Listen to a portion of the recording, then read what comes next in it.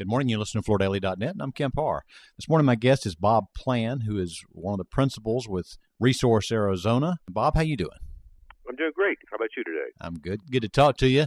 I did see you in Chicago. We spoke for a few minutes at the Mannington Commercial Gathering. How was the NeoCon show for you?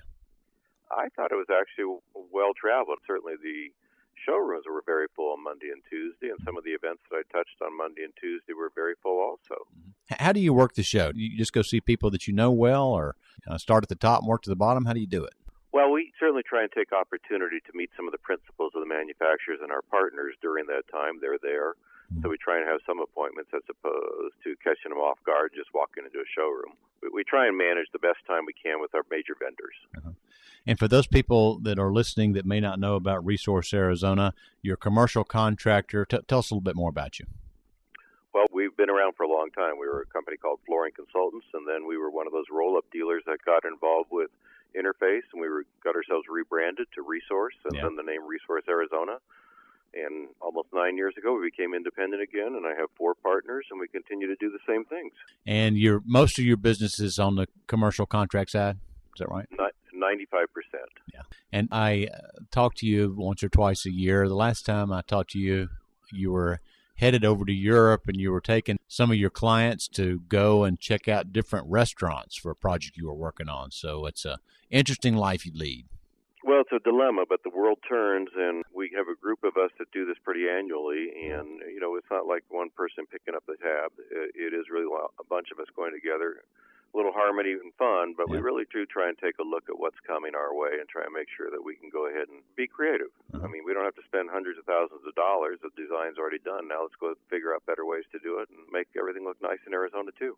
All right. One of the reasons I want to talk to you is every year, and I think this is the 8th year coming up here tomorrow, you throw a party that's called the NeoCant, and that's spelled NeoCant, and I think it's for your design audience that can't make it to Chicago. You throw your own little show out there in Arizona, don't you?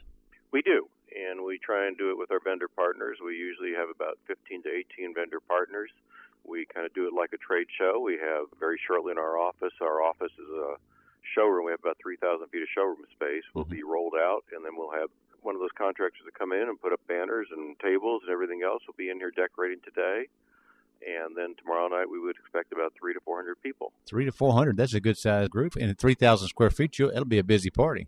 It is a busy party. We've got a balcony. We try to take advantage of that and have some music and some soft drinks and hard drinks. Be a little festive. We give out, prizes, and goal is to get people here. But we also then invite 2 people who come and do some kind of task tomorrow night that will then be the guest of our vendors and Resource at next year's NeoCon. Yeah, I see. All right. And so your primary audience is the A&D groups, right? It is that, but we certainly touch on brokers and we touch on building property managers. Okay. We're trying to touch everybody. Okay. I noticed the little flyer that you have. You have Wonder Woman, and it says, I use Resource to fight the war on ugly floors. It's very creative, and you send those invitations out, I guess, way in advance, don't you? We do. We try and remind people. There's always events going on, but we're chilling our building down. Tomorrow will be only 115 degrees in Arizona. Yeah, but it doesn't feel hot out there, is what I hear. It's just another day. Yeah. Is there anything different about this 8th event versus the other ones you've done? Each time it's great because there is the social aspect, and a lot of people in each of these years, in the last few years, we all know that a lot of people have changed jobs. So you have architects that were at one firm last year that might be at a new firm this year. Yeah. So there's a lot of reconnectivity that goes on at the event. Now, tell us just a little bit about your business conditions. 95%, as you say, of your business comes from the commercial contract side of the business. So how is that business in Arizona right now? I'd say more robust than it was a year ago, which is a great sign. And Resource, we do a lot of nighttime work. We're very involved with the change of the office interior, workplace logistics at nighttime, very important to us.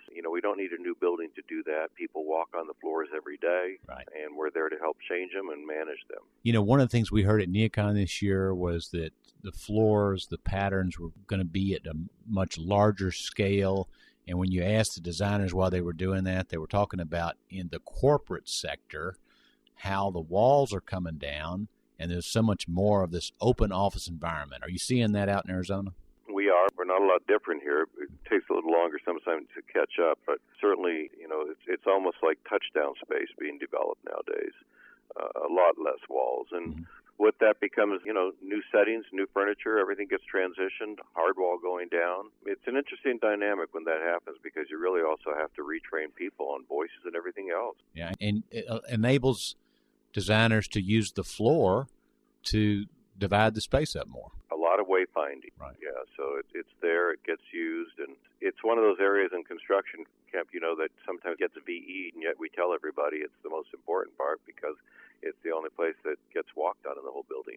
All right, Bob, it was great to talk to you. I hope you have a good event tomorrow. I definitely want to help you get the word out. One thing we haven't talked about is you are on the board with the Fuse Alliance, right? I am. I'm the vice president, elected there last year. Okay. Bob, tell our audience who might not know who Fuse is. Well, it's an alignment of dealers. It was born from the old resource days when we had a resource-aligned group, and we said, what do we do with all the connectivity? Because all of us are trying to reach across the country and manage our partners and their flooring requirements. So we do a lot of sharing of business and opportunities, and we changed the name to Fuse to excite business, to create even a more electric group of people, and that's what we've done in the last 2 years, and we've actually had a lot of new members in the last 2 years. I think we've increased closer to 90, and we have new vendor partners. So it's a great spirit. It's a great way to go ahead and help each other. Okay, Bob, great to talk to you again. We've been talking to Bob Plann, who is one of the principal owners of Resource Arizona, and you've been listening to Kemp Harr and FloorDaily.net.